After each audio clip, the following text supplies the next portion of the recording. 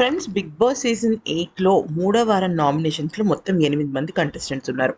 అయితే ఈ 8 మంది కంటెస్టెంట్స్లో కనుక మనం చూసుకున్నట్టయితే చాలా విచిత్రమైన ఓటింగ్ జరుగుతుంది.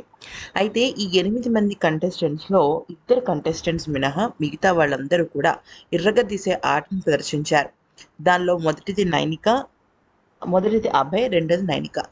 అభయ్ కూడా అభయ్ పక్కన పెట్టేస్తే నైనిక అయినా ట్రై చేసింది కానీ అభయ్ అస్సలు అంటే అస్సలు ఏ గేము ఆడలేదు.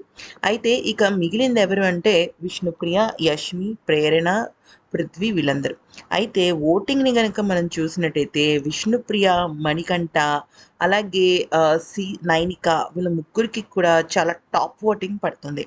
ఓటింగ్స్లో కనుక మనం చూసుకున్నట్టయితే ఈ రకంగా ఓటింగ్స్ ఉన్నాయి.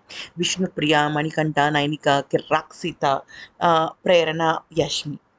ప్రేరణ వరకు కూడా ఓటింగ్ అనేది ఒక లెవెల్లో నడుస్తుంది.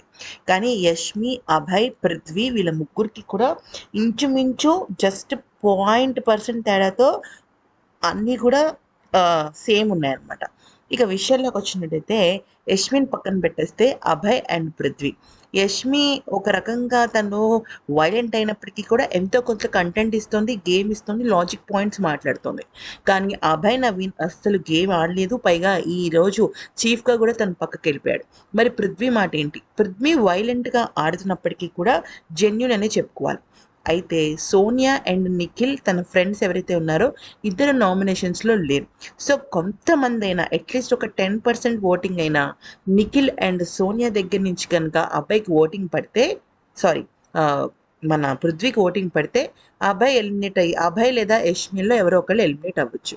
సో నిఖిల్ టాప్ పొజిషన్లో ఉంటే ఇక్కడ పృథ్వీ లాస్ట్ పొజిషన్లో ఉన్నట్టు తెలుస్తుంది. వీళ్ళిద్దరి మధ్య తేడా అనేది చాలా స్పష్టంగా తెలుస్తుంది. వీళ్ళిద్దరు ఫ్రెండ్స్ అయినప్పటికీ కూడా పృథ్వీకి ఉన్న ఆవేశం కారణంగా తను వెనకడుగు వేస్తున్నాడు.